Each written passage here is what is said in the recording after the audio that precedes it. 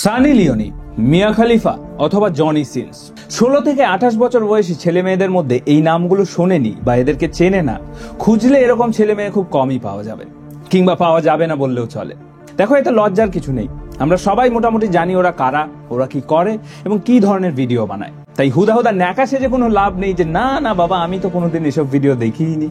আমরা অলমোস্ট সবাই including me জীবনে একবার না একবার হলেও কোনো না কোনো ভাবে এই ধরনের ভিডিও দেখেছি এবং এনজয়ও করেছি।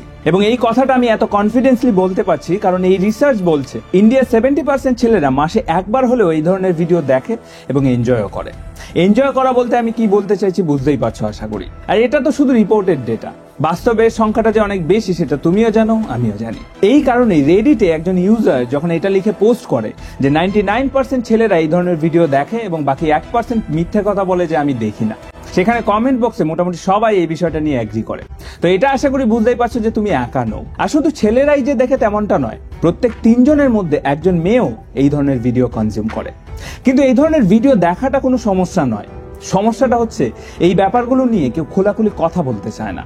আর কথা বলতে চায় না বলেই আজকে এই ভয়ঙ্কর পরিণতি।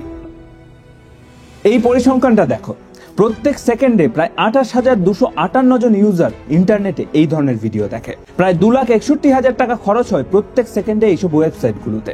এবং তার থেকেও ভয়ঙ্কর তথ্য কি জানো? 2023-এর এই রিপোর্ট অনুযায়ী ইন্ডিয়া এইসব ভিডিও কনজাম্পশনের দিক থেকে বিশ্বের 3য় স্থানে রয়েছে। অনেক রিপোর্ট অনুযায়ী প্রত্যেক 10 জন ইউথের মধ্যে একজন এসব ভিডিওর এডিকশনের শিকার। এডিকশন মানে যারা প্রত্যেক দিন এক অথবা একাধিকবার এসব ভিডিও দেখে এবং মাস্টারবেট করে। কেউ স্ট্রেসড হয়ে গেলে মাস্টারবেট করে, কেউ একাকিত্ব দূর করার জন্য মাস্টারবেট করে, আবার কেউ কেউ এমনি ক্ষণিকের কিক পাওয়ার জন্য এসব ভিডিও দেখে এবং মাস্টারবেট করে। এবং অনেক চেষ্টা করেও এই অভ্যাস কোনো মতেই বদলাতে পারছে না। এক্সপার্টদের মতে এই এডিকশন ড্রাগ কিংবা অ্যালকোহলের এডিকশন থেকেও অনেক বেশি ভয়ঙ্কর। এই এডিকশন তোমার নিজের হেলথ, তোমার মেন্টাল হেলথ, তোমার কেরিয়ার, রিলেশনশিপ, সেক্সুয়াল লাইফ সমস্ত কিছু ধ্বংস করে দিতে পারে। আর তার সাথে সাথে সর্বোপরি সমাজকেও একটা অন্ধকার দিকে ঠেলে দিতে পারে। এবং সেটা আরো স্পষ্ট বোঝা যায় কখন জানো? সোশ্যাল মিডিয়ায় এই ধরনের কিছু পোস্ট দেখলে। এরকম পোস্ট তো তুমি কোনো না কোনো সময় নিশ্চয়ই দেখেছো। এই পোস্টগুলোর কমেন্ট বক্সে হাজার হাজার মানুষ কমেন্ট করে লিংক চায়। তোমার কি মনে হয় এগুলো সুস্থ মানসিকতার পরিচয়? না, একদমই নয়।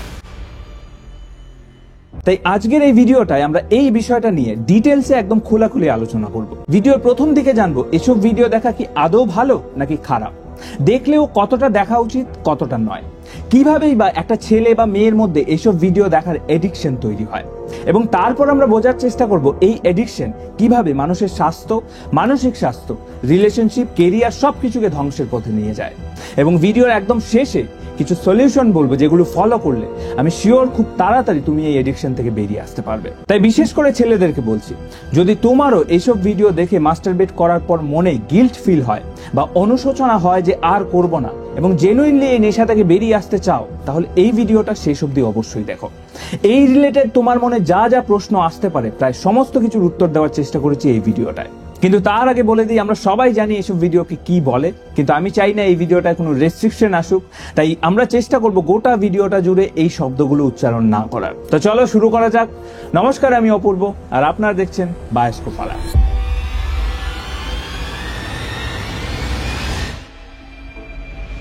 এইসব ভিডিও দেখা ভালো না খারাপ সেটা বুঝতে গেলে আমাদের বুঝতে হবে মানুষ এসব ভিডিও দেখে কেন। এইসব ভিডিও কেন দেখে সেটা আমরা সবাই কম বেশি জানি, কিন্তু যেটা জানি না সেটা হচ্ছে যখন আমরা এসব ভিডিও দেখি আমাদের মাথার ভেতর, আমাদের ব্রেনে ঠিক কি হয়, আমাদের ব্রেন জিনিসটাকে ঠিক কিভাবে অপারেট করে।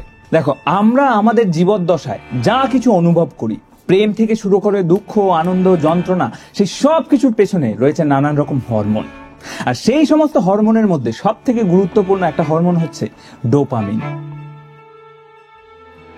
ডোপামিন হচ্ছে এমন একটা হরমোন যেটা আমাদের মধ্যে ভালো লাগার অনুভূতির জন্ম দেয়।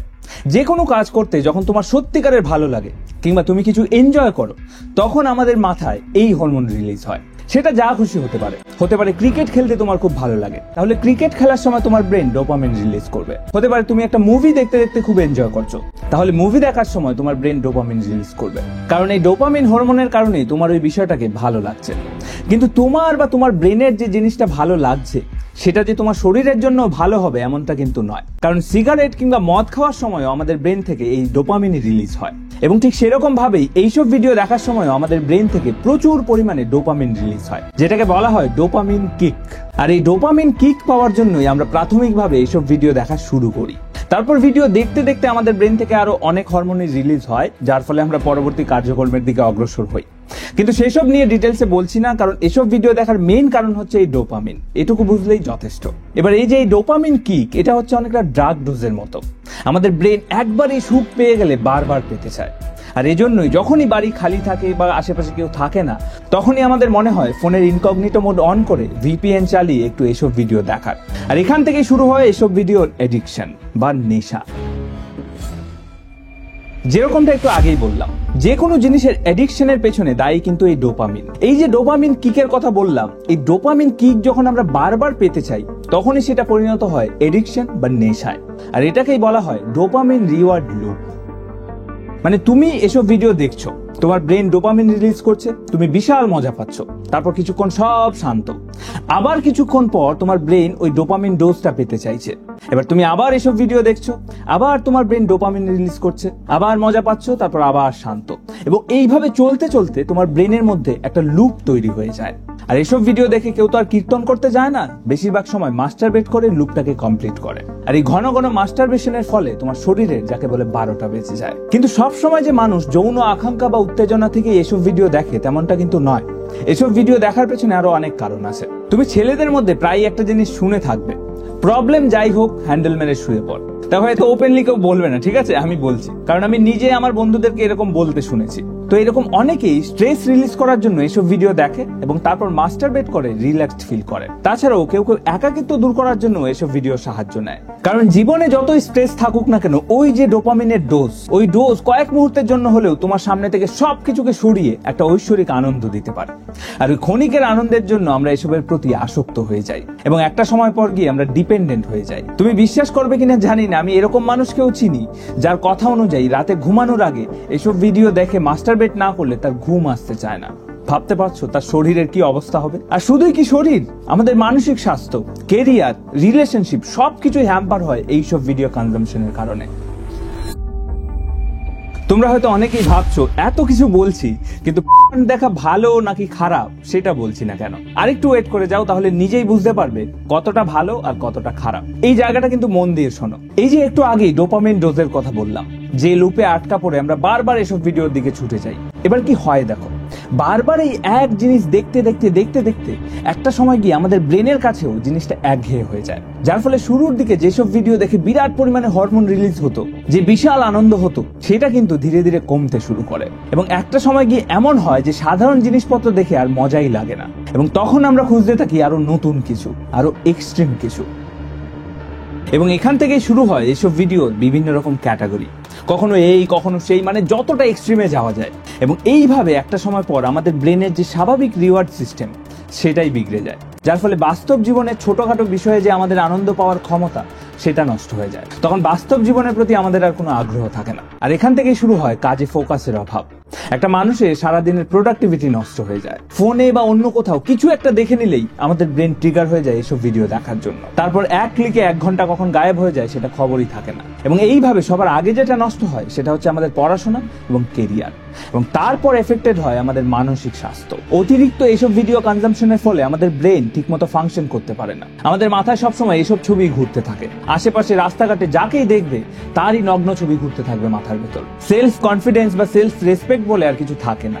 নিজের চোখেই নিজেকে নিচে নামতে দেখতে হয় প্রতিদিন। তুমি যদি কোনো রিলেশনশিপে থেকে থাকো, তাহলে সেখান থেকেও মন উঠে যায় ধীরে ধীরে। কারণ এতদিন ধরে দিনের পর দিন, রাতের পর রাত যেসব ভিডিও তুমি দেখেছো, সেগুলো প্রপারলি কোরিওগ্রাফ করা ভিডিও। এসব ভিডিওতে যাদেরকে দেখতে পাও তারা সেখানে অভিনয় করে। একজন ডিরেক্টর সেটাকে ডিরেক্ট করে, ক্যামেরাম্যান বেছে বেছে সেই অ্যাঙ্গেল থেকে শুট করে যেখান থেকে দেখতে একদম পারফেক্ট মনে হয়। কিন্তু বাস্তব এসব ভিডিওর মতো পারফেক্ট নয়। বাস্তবটা আসলে খুবই সাদামাটা। বাস্তবটা কখনোই এরকম পারফেক্ট হতে পারে না। কিন্তু তোমার ব্রেন এসব হাইলি কোরিওগ্রাফ করা ভিডিও দেখে দেখে অভ্যস্ত হয়ে গেছে। তোমার ব্রেন আর বাস্তবের এই সাদামাটা জিনিসপত্র দেখে মজা পায় না। এইসব সাদামাটা জিনিস তোমার ব্রেনের এক্সপেকটেশন ম্যাচ করতে পারে না। তার ফলে পার্টনারের সাথে ফিজিক্যালি ইনভলভ হয়েও তুমি সেই আনন্দ পাও না। এবং এইভাবে একটা সবুজ সতেজ সম্পর্ক চোখের নিমেষে ফিকে পড়ে যায়। তাছাড়াও অতিরিক্ত মাস্টারবেশনের ফলে শরীরের নানান রকম অন্যান্য ক্ষতি তো আছেই। ঠিকমতো ঘুম হয় না, হরমোনাল ডিসব্যালেন্স, এংজাইটি, যৌন দুর্বলতা, আরো অনেক কিছুই হয়, সেসবে আর যাচ্ছি না। এবার এগুলো তো গেল শুধুমাত্র ব্যক্তিগতভাবে তোমার কি কি ক্ষতি হতে পারে সেটা। এবার চলো একটু দেখি সামগ্রিকভাবে সমাজের জন্য এটা কতটা ক্ষতিকারক। দেখো, এসব ভিডিও একবারের জন্য দেখা মানে এই বিরাট অন্ধকার ইন্ডাস্ট্রিতে একটু হলেও কন্ট্রিবিউট করা। এই ইন্ডাস্ট্রি নিয়ে ডিটেলসে বলতে গেলে একটা আলাদা ভিডিও হয়ে যাবে, তাই খুব সংক্ষেপে কয়েকটা কথা বলছি, একটু বুঝে নাও। যেখানে হিউম্যান ট্রাফিকিং থেকে শুরু করে extortion, kidnap, blackmail, drug abuse, sex racket, এখানে সব ধরনের ক্রাইম হয়। তারপর একটু গুগল ঘাটলে এরকম খবর খুঁজে পেয়ে যাবে যেখানে এইসব ওয়েবসাইটে ভিডিও লিক হয়ে যাবার কারণে কেউ করেছে। আসলে এইসব ওয়েবসাইটগুলোতে এইসব লিকড ভিডিওর চাহিদা অনেক বেশি। মাঝে মাঝে সোশ্যাল মিডিয়ায় এই ধরনের কিছু পোস্টের কমেন্ট বক্স দেখলে তুমি সেটা ভালো মতোই বুঝতে পারবে। লিঙ্ক চাই, লিঙ্ক চাই, লিঙ্ক চাই করে করে মানুষ পাগল হয়ে যায়। আমি মাঝে মাঝে ভাবি মানুষ কতটা ডেসপারেট হলে দুটো মানুষকে নগ্ন দেখার জন্য এইরকম করতে পারে। আর সেই চাহিদা মেটাতে গিয়ে প্রচুর মানুষ অনেক ভুলভাল কাজও করে। তাই এসব ভিডিও দেখে তুমি যে শুধু তোমার নিজের ক্ষতি করছো তেমনটা নয়, বরং এই গোটা ইকোসিস্টেমটাকে আরো বেশি এক্সপেন্ড করছো। তাহলে এইসব ভিডিও দেখা ভালো না খারাপ? আশা করি তুমি তোমার উত্তর পেয়ে গেছো। যাই হোক, এবার আসি সলিউশনের কথায়। দেখো, সলিউশনের নামে আমি কোনো ফালতু মোটিভেশন দিতে চাই না, তাই একদম সরাসরি প্র্যাকটিক্যালি কয়েকটা কথা বলবো, একটু মন দিয়ে শোনো। পৃথিবীর যে কোনো নেশা যেমন একদিনে শুরু হয় না, তেমনি একদিনে কখনো শেষ করাও পসিবল নয়। কিন্তু ওই একটা দিন খুব ইম্পর্টেন্ট, যেদিন তুমি রিয়েলাইজ করবে যে তুমি কত বড় ভুল করছো। এই নিজের থেকে এটা রিয়েলাইজ করাটা ভীষণ জরুরি, নইলে তোমায় যে যাই বলুক কোনোদিন কিচ্ছু কাজে আসবে না। তাই তুমি যদি এটা রিয়েলাইজ করে থাকো যে তোমার কত বড় ক্ষতি হচ্ছে, তাহলে উপায়টা বলি। এবার একটা জিনিস লক্ষ্য করে দেখবে, তুমি যখনই এসব ভিডিও দেখো তার আগে তোমার কোনো না কোনো একটা ট্রিগার পয়েন্ট আছে। ট্রিগার পয়েন্ট বলতে তোমার কিছু না কিছু একটা দেখে বা শুনে বা মনে করে হঠাৎ করে তোমার এইসব ভিডিও দেখার ক্রেভিংস তৈরি হয়, সেটাকেই বলা হয় ট্রিগার পয়েন্ট। হতে পারে ইনস্টাগ্রামে একটা রিল দেখে তুমি ট্রিগার হয়ে গেলে, কিংবা ফাঁকা ঘর দেখে তোমার ইচ্ছে হলো একটু এইসব ভিডিও দেখি, কিংবা হতে পারে তোমার পার্টনার বা এক্সের সাথে কাটানো সুন্দর মুহূর্তের কথা মনে পড়ে তোমার ইচ্ছে হলো একটু এসব ভিডিও দেখি। তো তোমাকে যেটা করতে হবে, সেই ট্রিগার পয়েন্টগুলোকে আইডেন্টিফাই করতে হবে, এবং আইডেন্টিফাই করে সেগুলো ব্লক করতে হবে। এবং সেটা আইডেন্টিফাই করতে গেলে তোমাকে আগে নিজেকে বুঝতে হবে, নিজেকে অবজার্ভ করতে হবে যে কোন সময় আমার মাথা ট্রিগার হচ্ছে এইসব ভিডিও দেখার জন্য, কোন সময় আমি কি ভাবছি, কোন ভাবনা থেকে আমার মাথায় এই থটগুলো আসছে। তোমাকে এই জিনিসগুলো লক্ষ্য করতে হবে। তোমার কি স্ট্রেস হলে দেখতে ইচ্ছে করছে, নাকি একা থাকলে দেখতে ইচ্ছে করছে, নাকি র্যান্ডামলি হঠাৎ করে এমনি দেখতে ইচ্ছে করছে? আর একবার এই ট্রিগারগুলো আইডেন্টিফাই হয়ে গেলে সেগুলোকে সরাসরি কেটে বাদ দিয়ে দাও। ফোনে যদি এরকম কোনো অ্যাপ থেকে থাকে যেটা তোমাকে প্রভোক করে এইসব ভিডিও দেখার জন্য, ডিলিট করে দাও। ফেসবুক, ইনস্টাগ্রামের যেসব পেজ বা প্রোফাইল থেকে এই ধরনের ভিডিও তোমার কাছে আসে বা এই ধরনের কন্টেন্ট তোমার কাছে আসে, সেগুলোকে ব্লক করে দাও। দরকার হলে সোশ্যাল মিডিয়া থেকে দূরে থাকো কিছুদিন, এবং তারপর যেটা করো, নিজের রুটিন চেঞ্জ করো। চেষ্টা করো সারাদিন নিজেকে এমন কিছুতে ইনভলভ রাখার যেটা তুমি মন থেকে করতে ভালোবাসো, যেটা তুমি সত্যি সত্যি এনজয় করো, যে কাজটা করলে তোমার মেজাজ একদম ফুরফুরে থাকে। এইরকম কাজের সাথে ইনভলভ হও। আমি যেমন আমার এই স্টুডিওতে বসে ভিডিওর কাজ করতে বিশাল এনজয় করি। আমি রিসার্চ করা থেকে শুরু করে লেখা, তারপর শুট করা, তারপর এডিট করা, বিশেষ করে আমার সব থেকে ভালো লাগে এডিট করা। এবং এইসব কাজের মধ্যে কখন যে সময় চলে যায় আমার খেয়ালও থাকে না। তো এইটা অবশ্যই করো, নিজের পছন্দের যে কোনো কাজের সাথে ইনভলভ হয়ে যাও আর কাজ করো ভাই।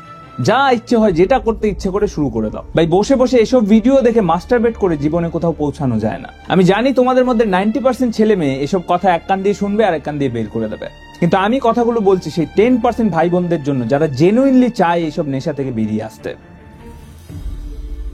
আর আজকের ভিডিওটা যদি তুমি এই অবধি দেখে থাকো, তাহলে আমি বুঝতে পারছি যে তুমি জেনুইনলি চাও এসব থেকে বেরিয়ে আসতে। তাই তোমার উদ্দেশ্যে একটা কথা বলবো, একটা জিনিস সবসময় জানবে যে তুমি একা নও। এই অভ্যাস থেকে বেরিয়ে আসা খুব একটা কঠিন কাজ নয়, শুধু দরকার একটু ইচ্ছা শক্তি আর একটু গাইডেন্স। যাই হোক, আমি এই ভিডিওটা এখানে শেষ করছি। ভিডিও ভালো লাগলে তোমার বন্ধু বান্ধবদের সাথে অবশ্যই শেয়ার করো, যার দরকার হতে পারে এই ভিডিওটা। আর কমেন্ট করে জানিও আরো কি কি টপিকে আমরা ভিডিও বানাতে পারি। দেখা হচ্ছে অন্য কোনো ভিডিওতে। ততক্ষণ অবধি ভালো থেকো, সুস্থ থেকো। Tata, good bye, love you.